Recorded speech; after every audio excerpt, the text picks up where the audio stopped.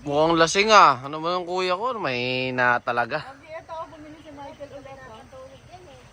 Wala to. Alas 4 na ako natulog. Wala pa rin. Lasing par. Alas 2 ka, tulog na kayo.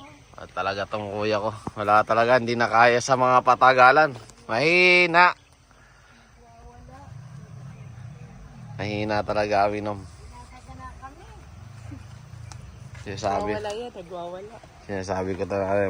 Hindi na talaga pwede makipagsabayan sa akin to. Okay, wag na natin sa ng kanin. Ma, ang gusto nila sangag. Sangag natin. Para masarap. Ikaw na, masakit na ulo ko. Sige na. Hindi ka nakatulog eh. Ba't di ka natulog?